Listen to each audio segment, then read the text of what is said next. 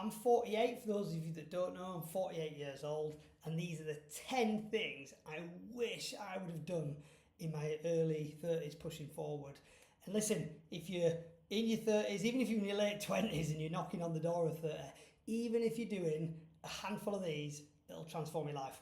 And I don't say that lightly. If you're a man struggling with IBS, if you're following this channel, Men's IBS Mastery, I'm looking at my notes, numbers 7 and 8. If you listen to them, wait for them, I'm going to rattle straight into them. They'll completely change your life. Okay, rule number 1, sleep. How many of us, we're all guilty of it, especially in our youngster, that sleep is not a priority. It's just like, it's almost like it's an hindrance. It's something we've got to do. We just want to stay up and party all night. I wish, looking back, that in my 30s now, so obviously got my 20s out of the way, got all the partying out of the way, that I'd have focused more on my sleep. I wear devices now. I've got a Whoop at the moment. I'm not trying to sell these. I've got no affiliation. I used to wear a Garmin Phoenix. There's Apple Fit. My wife wears an Apple Fitness watch. Just get something and focus on your sleep. Start dialing it in. And there's loads of different ways that can make you sleep better. And I didn't know half of that stuff. And I wish, again, hindsight, that I would have done that. Because here's the thing. Now that I sleep consistently, about 7.5 between 8.5 hours a night, so anywhere between there, I think better, I've got a clear mind, I wake up, I don't feel groggy, I don't hit the snooze button, I get straight up early in the morning, I feel amazing most of the time, you know? So sleep. And as well, if you've got IBS, sleep is going to be one of the things that is going to either increase, lack of sleep, poor sleep is going to make your symptoms worse. Quality sleep is going to have a percentage of effect on your IBS, so just focus on that. Okay, next one. I wish I would have stopped eating late at night, and I only stopped eating late at night recently, and I say recently, a handful of years ago, when I went into a crazy intermittent fasting mode. I started doing 24-hour fasts every week just to try it out, just to see how it was. Not really with IBS, but obviously just for my own fitness and health goals. Now that I've come at the end of that, and I did the 16 8s, try to get this right. I did the 18 6s, and I did a 24-hour fast every Monday for flipping months. And I've got nothing but positive things about it. I don't really like the 24-hour fasting, and this is definitely not a video about intermittent fasting, by the way. It's more that now that I've come out of that, the one habit that I've kept hold of, above all, is I don't eat after 5 p.m. 6 p.m. at a push if we go out for a meal, because most restaurants start serving food at 5 p.m. We've got a little girl. So we'll book that as soon as it opens, so that come 6 p.m, I'm not eating, and I don't drink fluids after about 8 p.m. So again, it helps me sleep, it rests your gut, amazing for IBS, just good for health, overall health. Do your research on it, look into things like insulin levels. It's good for weight loss, obviously, it's less calories as well, rather than before in the past. Sitting and watching a film with my missus on a weekend, smashing a packet of a big bag of crisps, easy. Or even just having a curry at like 8, 9 o'clock at night, it would wreck my gut, especially with IBS. I would not get any sleep. And again, sleep, so it all ties into each other, sleep wrecked. That was number 2. Number 3, alcohol. I know we've done a podcast of this, or Charlie Jean did a podcast of it recently. If you've listened to that, if not, go and check it out. There's a video on that as well. Be sure to check that out. But alcohol cost me shed loads in my 30s. Health, obviously wealth, because you're spending, I used to drink quite a lot. Not through the week, but I would drink loads of bottles of wine on a weekend, bottle of rum maybe over the weekend. And it cost me in the army as well, going back in, when I was in the military back then, I got into some situations that were, shall we say, avoidable had I been sober and not drinking. And fights in camp, fights happening, and I'm not fighting myself, but involved in that mix. And then before you know it, you're having to get questioned and you're getting dragged into stuff that is negative. So alcohol as well, it obviously affects your sleep. People think that I used to think, have a couple of drinks just to let your hair down, de-stress after a hard day at work. And I used to do it in the military, go into the sergeant's mess, the warrant officers' and sergeant's mess, and the officers would do it in the officers' mess. Finish work, have a shower, or after you've been to the gym, and when the bar opens, have a couple of pints of beer. But this is the thing, you go to sleep easy, but then because your liver is processing that through the night, and again, it's not an alcohol lesson, do research. For me, I wish I'd have stopped sooner because it really did have an effect on my sleep for years, and I'm talking decades. You know, I'm 48 now, as I said before. I'm nearly 50. This had affected my sleep and health for years, and it's a risk. It's a lot of risk. Number 4, pushing through injuries. This is a massive one that I don't do it anymore. I've not done it in years. Since I left the army, even in the military, towards the end of my career, in about 2017-18, I started focusing on myself more in terms of my injuries. When I was a young infantry soldier coming up through the ranks, obviously it was about getting a good report, adding value to soldiers, being the fittest, being the best, because that's the military ethos in the British Army. And obviously with the things that we do, especially in the infantry, your regiment is always the best regiment. You know, whether it's the Parachute Regiment, I was in the Duke of Wellington's regiment, they're always the best regiments. And then within that regiment, you want to be the best section, second in command, section commander, platoon sergeant, officer, you know, platoon commander. And you just push yourself. And it's positive, you know, that is very good for us in one hand, and it can help us in a lot of ways, especially if you're doing like marathons and ultras and all the rest of it. But it can be also come at a detriment as well, and it did for me massively in the military.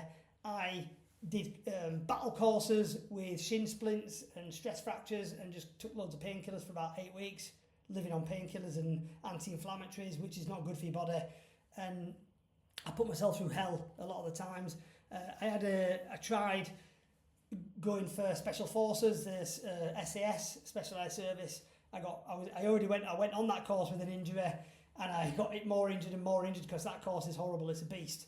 And then during the hills phase and before test week on the hills, I tore all the ligaments in my ankle and just wrecked myself.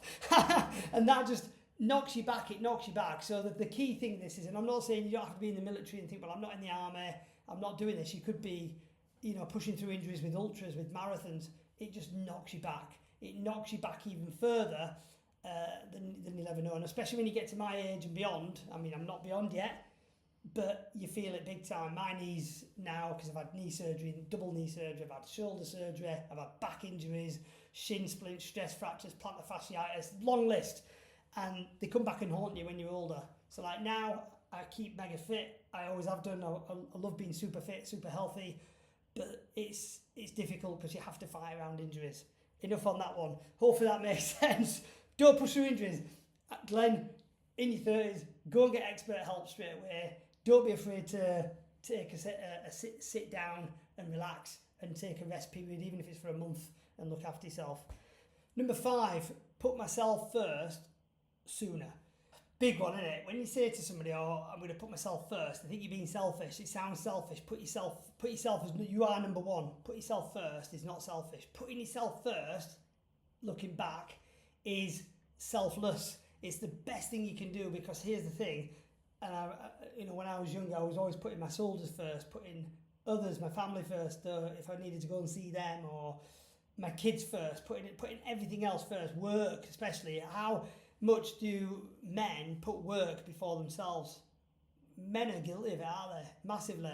Oh, I've got to do this, got to do that for work, got this to do, got that to do. They'll get the laptop out on a night time and, I don't know, start doing some work for your boss when your little ones are trying to get your attention and they want time with you. So you put in, oh, actually I ain't got time to train today. I ain't got time to do fitness because I've got this to do on my business, or I've got this to do at work, or I've got this to do, I've got that to do, Whew. And somebody said to me once, I read in a book, we are human beings, but we're not anymore. We become human doings, because we just do, got to do this, got to do that, got to do this, when really we should be in the present. We should be in the present with ourselves. So I wish I'd have known that sooner, looking back. Even though I used to train, I always used to put work first. I was in the military, as I said before, countless days, not hours, that I'll never get back.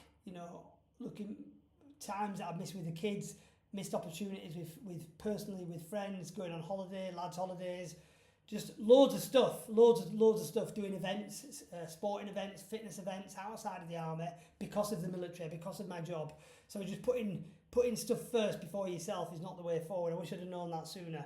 And this is the thing, like, that you've all heard maybe the story of an aeroplane crash, or is an aeroplane going down, and when the oxygen mask comes out of the aeroplane, if it's going to crash, whose mask do you put on first? Your 9-year-old and your 4-year-old kids, or yourself? You put your own mask on first, because if you start putting theirs on, you pass out. Then when the plane does crash land, if there is survivors, you're not going to be in any fit state to sort them out. So you've got to put your own mask on first, take a breath, and then you can sort out other people. And it's the same in life. Look after yourselves, look after your mental health, physical health, nutrition, sleep. We've mentioned alcohol. If I just focused on all that again, self-mastery, which we'll come on to later at another point, then everything else falls into place.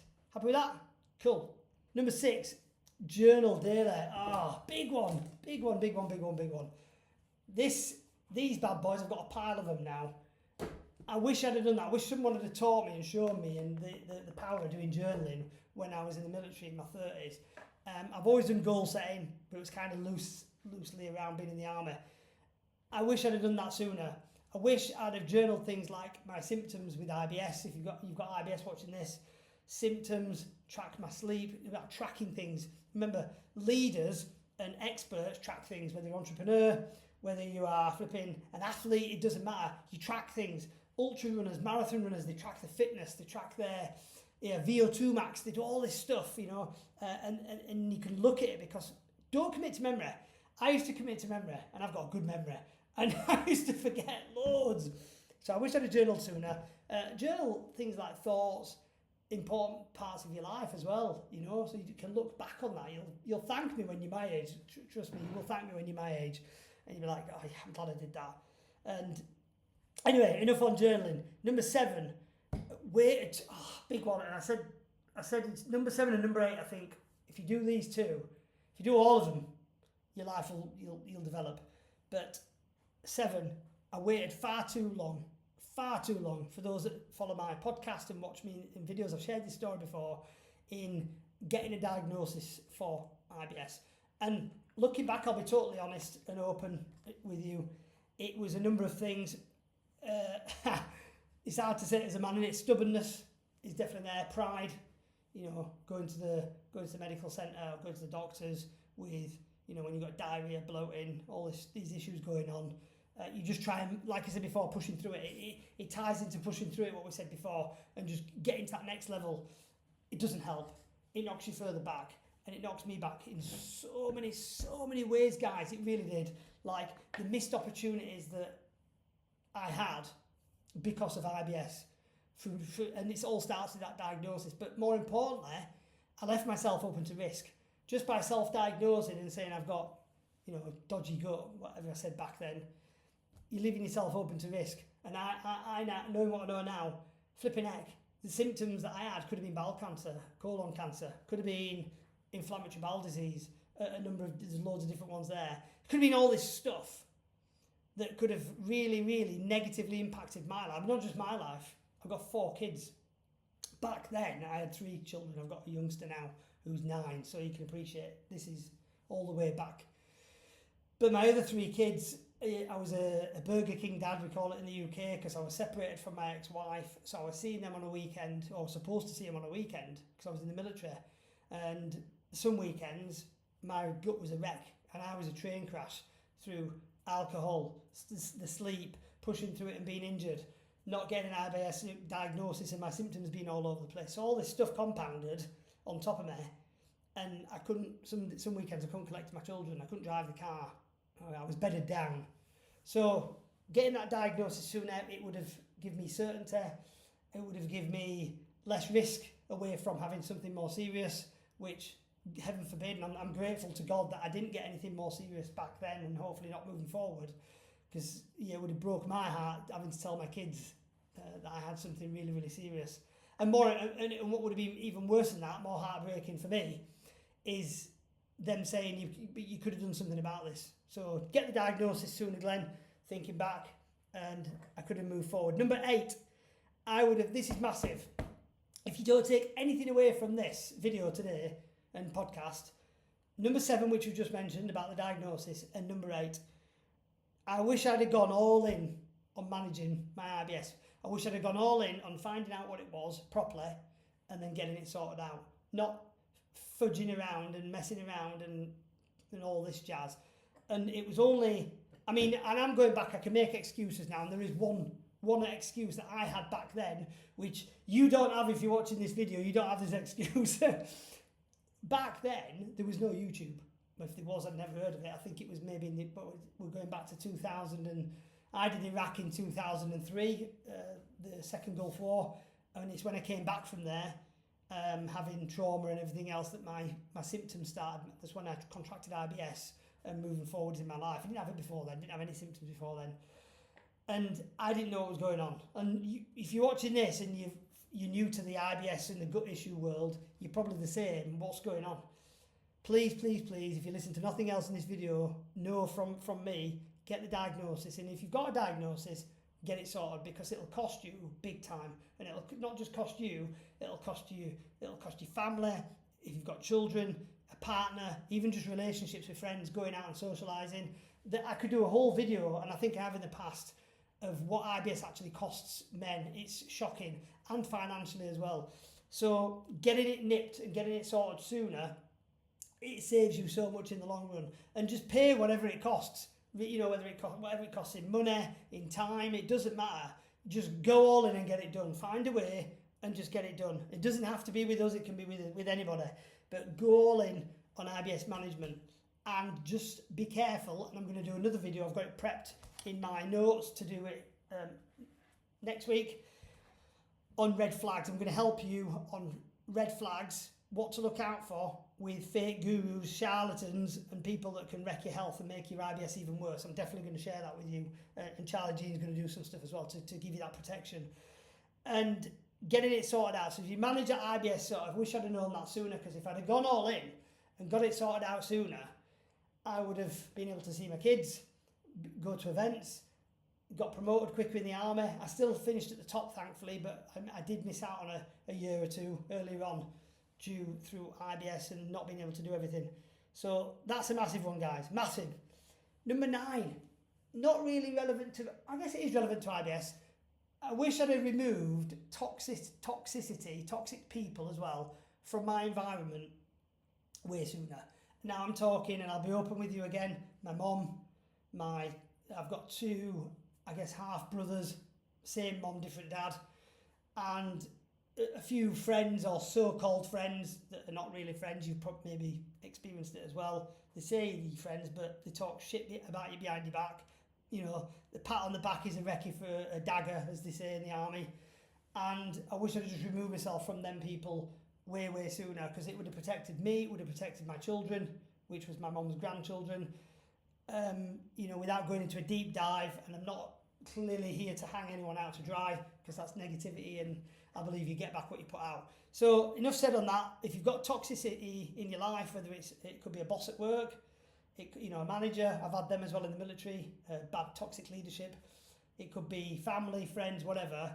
Just sit down and I consider just thinking, right, how can I, and even if you can't remove them from your life entirely, like it could be family, is set boundaries up, especially if you've got, maybe they're narcissistic. Set boundaries up so you maybe limit your time with them, if that makes sense. Half an hour, maybe a Zoom call or a FaceTime for half an hour a week, done, and then nip it there. Because here's the thing, you've got to think to yourself, what is that relationship, or those relationships, or maybe the management at work, how is it affecting you? How is it affecting your stress? Is it affecting your sleep? Is it affecting like anxiety? And guess what? All these are doing straight away. There's more. They're going to make your IBS worse. So do you see? Hopefully, I'm making sense now. And it did to me. I wish I'd have known this when I was in my 30s instead of now when I'm in my 40s, late 40s. Is they all kind of do a dance together around a table, especially when it comes to IBS. Most of these. And the last one, 10, is looking back. I wish I'd have had the purpose, the passion, and the obsession. It's a healthy obsession for self-mastery. I've always been, like I said before, I've always been super fit, super healthy. Well, not super healthy, because I used to drink loads and eat rubbish. So let's not park healthy. There was a saying in the British Army, they're the fittest alcoholics in the world. It's funny, but not, because it's big drinking culture in the British Army. Well, it was in my time. And yeah, it is true that we used to drink until we couldn't stand up anymore. And then the next day we'd run like stupid, crazy runs at super crazy paces. And I'm sure you can resonate with that as well, especially when you're younger, you can get away with it. As you're older, you can't because the hangover just knocks you back. But I wish I'd have been obsessed about self-mastery when I was younger. I'm obsessed about it now. It's a healthy obsession, and my purpose is to just pass this on to as many men as possible, because I believe that a man on purpose that's obsessed about self-mastery, about becoming the best that he can be for himself and for those around him, is a dangerous man. Dangerous in a good way, not dangerous in a bad way. If you're listening to this and you're dangerous in a bad way, then I don't want to help you. You know what I mean? There's enough dangerous people out there. What I would like to have thought back then is, and I'll quote Bedros Koulian, entrepreneur that I listen to on his podcast, which is great, is becoming a fighter jet of a man. A fighter jet, I like that. Fuel that fighter jet with aviation fuel, good nutrition, good sleep, minimum or no alcohol, plenty of fluids, and just focus on fitness, VO2 max. All this stuff is just amazing. It makes you feel better, you can think better, and obviously the big bonus is it, especially if you've got kids and you love life, scientifically proven, can make you live longer. Who doesn't want to live longer? But not just live longer, live healthier. So guys, that's it there, my top 10 things. I hope one or more of them help. Put a comment in the comments, and I'd love to hear which one of those resonates with you the most. Which one of those? I'll rattle them off again. Sleep, number 1. 2, stop eating late after 5 or 6 p.m. Comment 3, if you can relate to alcohol. 4, pushing through injuries. 5, putting yourself first sooner. Put yourself first. You've got to put yourself first, because if you put yourself first, everything else falls into place. 6, journal daily.